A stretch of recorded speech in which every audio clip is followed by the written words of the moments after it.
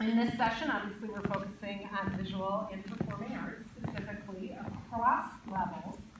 And as one of the Blueprint 220 core members, what we wanted to do as we were discussing kind of this very large topic is to return back to some of our core values in each of these 4 areas, which we defined in visual and performing arts, that we do provide students a high-quality educational program that advances interests, knowledge, experiences, and abilities in visual and performing arts. And it's a very massive program in terms of curricular activities. So every student, kindergarten through 8th grade, is in a music class, is in a visual arts class. We have large numbers of students who participate in our instrumental program beginning at the elementary level, and we do offer extracurriculars even at the elementary level as well. And then at the high school, it does become an elective, but each semester we have about an average of 1,500 students who are enrolled in the arts class at any given semester. So we have a pretty wide footprint of students, and I think that's important to recognize that it's not just like a small subset, a small group at any of the levels. The middle school certainly not either. Then, you know, really some great things going on with some of the after-school extracurricular programs too.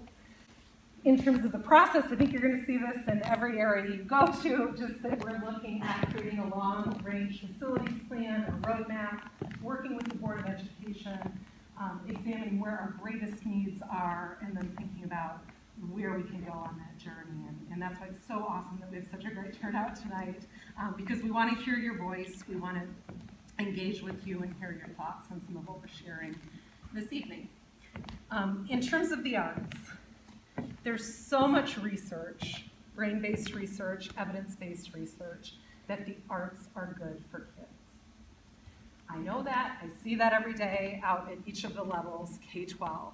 I see how it's not an extra for a number of students, it's their identity, it's what gets them through the day, and then I love it when the research supports what we believe and what we see. And there's so much research, you know, that having a student read music or play an instrument, that it helps them become better at math. It's a strong correlation. There's so much evidence that being part of a production or being part of a concert, thinking outside yourself and being part of that larger group, it's good for a child's social emotional learning. Last spring, I worked with some of my arts teams to do a pretty in-depth audit of how our spaces are being used. And so what we found was that last year, this is just one example, we did this for really all of our spaces at the high school. The high school last school year was used 1,112 times per year. So examining all 12 months of the year. So that's an average of over 3 different uses per day, including Saturdays and Sundays.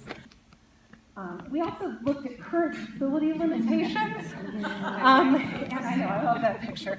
And you know, across levels, there's probably, I gathered input from all of the teachers. Actually, we have a number of fine arts teachers in this room, which is awesome tonight, but sent out asking them for pictures, for ideas, where they see need. So I'm going to cover this in a limited amount of time, just in a very broad way. Elementary fine arts spaces, what we found, are equitable in that some schools have stages, which are used both for elementary choir concerts, band, orchestra, things like that, but then also just for speeches, guest speakers, Veterans Day ceremonies, things like that. Other schools that were older did not have those spaces. So we wanted to look at equity in terms of those spaces. In the middle school, how many of you have ever been to a middle school play or musical here in Barrington?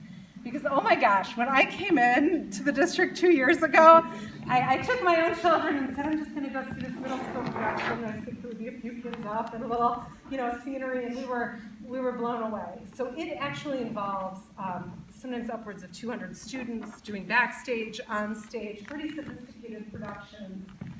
The quality is just incredible, but the stage itself is limited. And asking for feedback from those middle school directors, they said to me, sometimes we can't put as many kids on the stage as we want to, because literally, you know, every square foot's being used.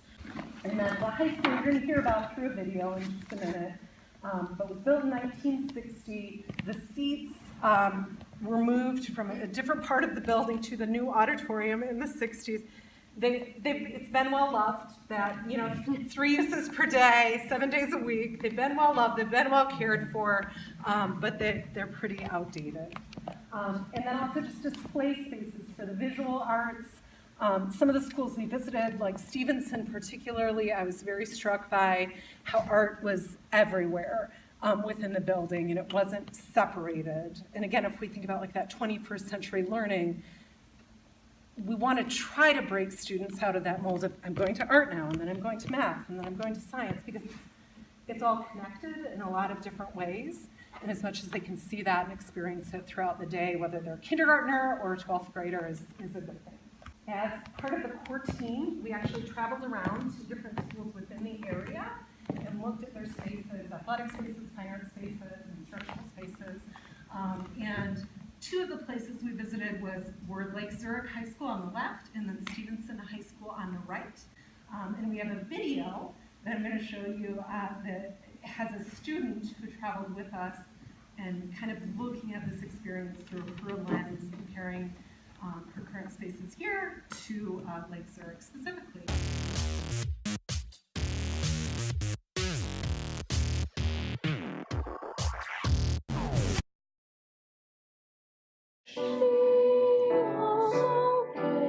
Originally, I actually got interested in fine arts in 7th grade is when I started performing. Now I'm here and I'm doing shows all the time.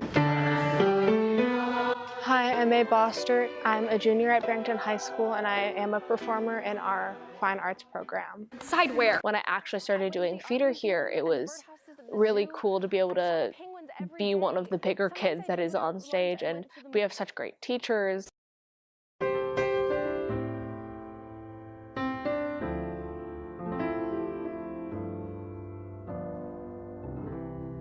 When you walk in here, it just kind of seems like small and kind of dingy, and it makes you kind of sad to be in here sometimes.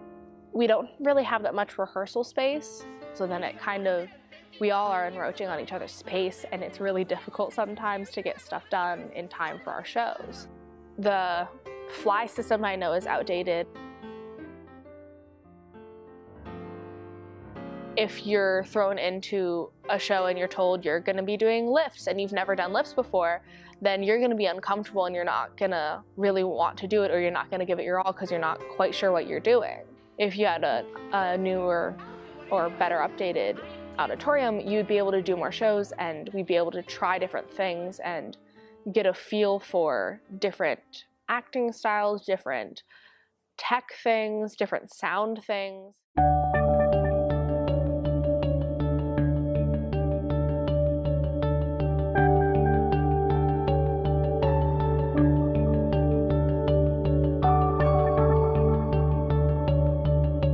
When you walk into Lake Zurich, you walk into the actual auditorium and you're impressed by how beautiful it is. And the acoustics are amazing and the seats look nice and everything is just very aesthetically pleasing.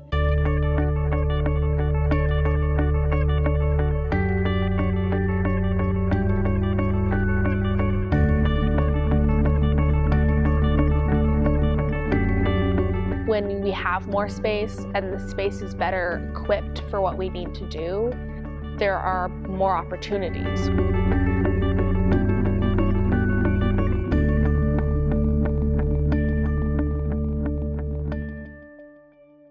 So for the last few minutes, what I want to show you are 3 schools and some possible ideas and designs.